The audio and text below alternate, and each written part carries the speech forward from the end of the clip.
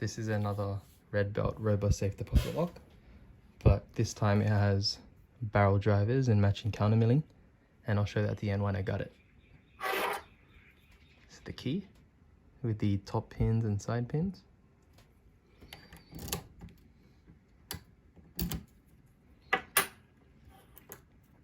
Now the general advice for picking barrels obviously is to jiggle test reign supreme, and although that's true, I kind of want to give a bit more insight as to the kind of quirks of barrel drivers, because when I first started learning them, it took a few tries for me to really interpret that feedback.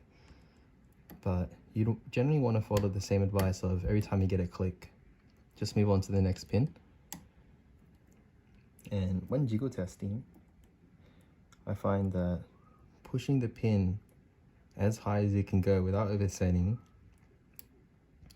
and feeling for whether it's binding or springing, because the initial, at some stages, especially for high lift pins, you'd start pushing the pin to jiggle test it, but it'll feel springy at first, and it isn't until you push it all the way up to engage with it that you can detect whether it's either set or not.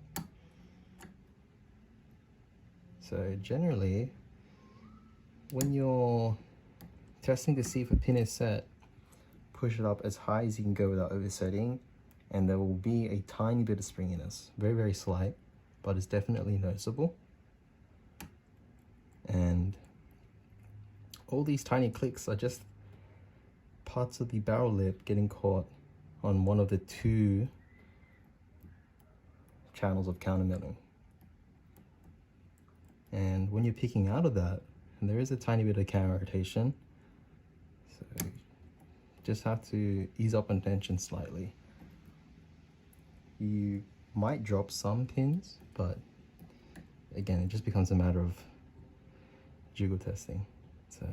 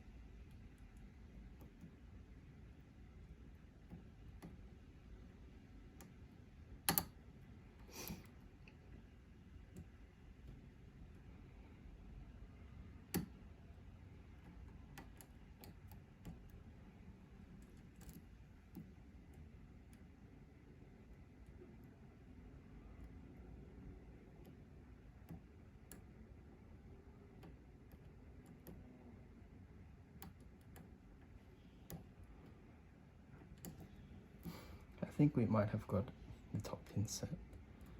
So just to double check, running through each pin, pushing as high as it can go, and just feeding for that tiny bit of springiness at the top. Especially for 3, that was a high lift one. It felt at some points that it was just spongy, but I wasn't pushing high enough to actually feel the pin engage with the counter milling. So the top all feels set, so I'm just going to go onto the side pins.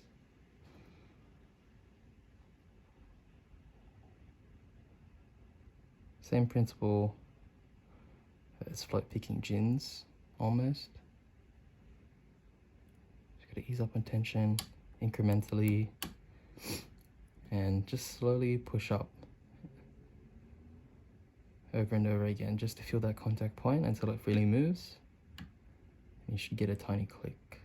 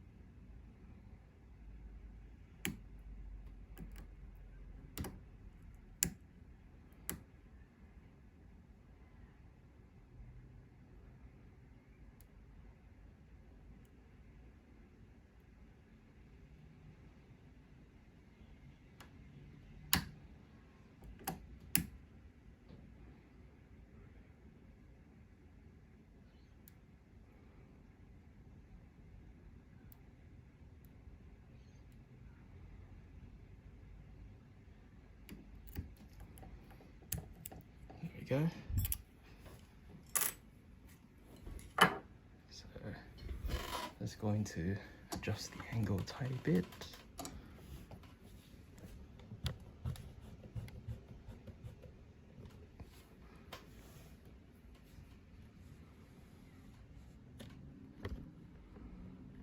Okay.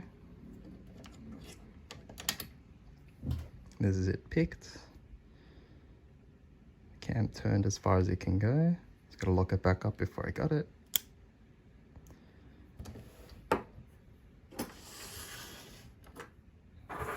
This.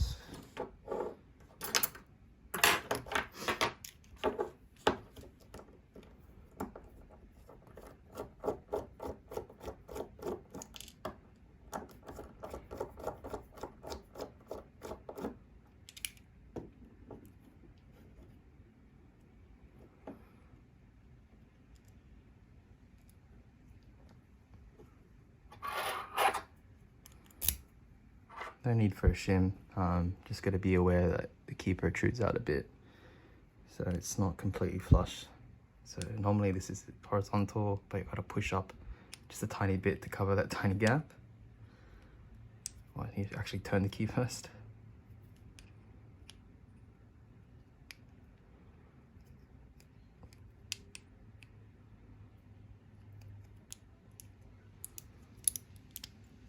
Make sure I block the sidebar as well.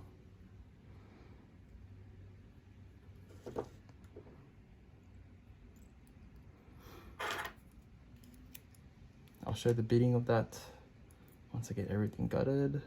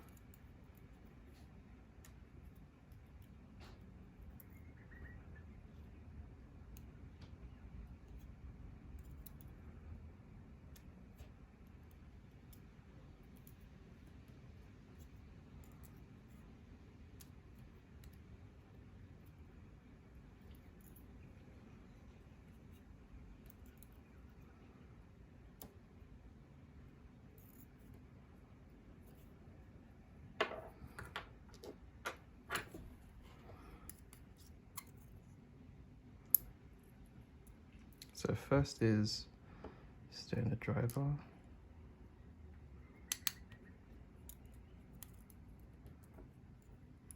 Second is the barrel.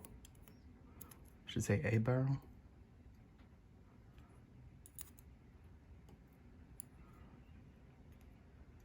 Third is another barrel.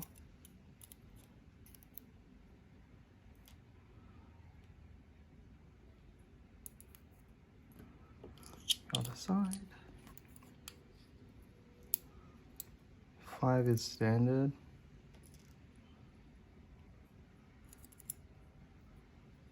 And 4 is the other barrel. I think I just dropped the spring on the floor.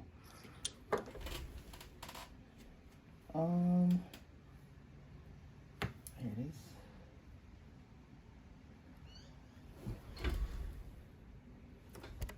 Oops.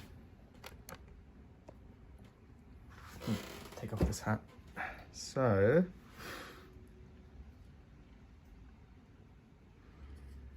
get close up with the pins.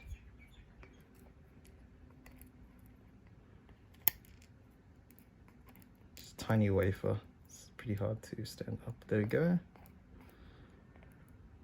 So let me just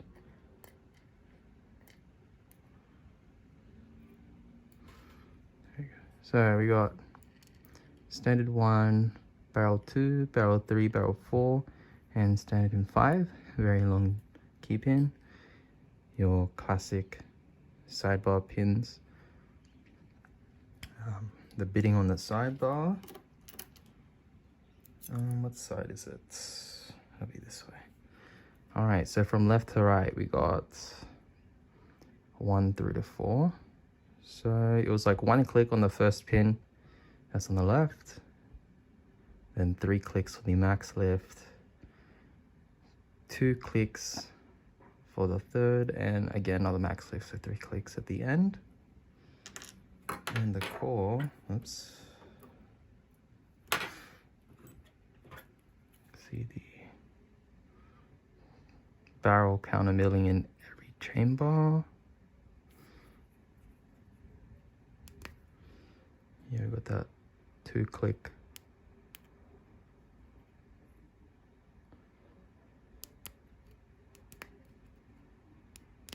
That's 2. That's 3. That's 4. And 5. So let's get a closer look. So those are the normal, I guess, counter milling channels for barrels. So general tip, push the pin as high as you can go without oversetting, and just feel for that first channel. You might get a little counter rotation when you're picking out of it, but as long as you don't overset, you should be good. Thanks for watching.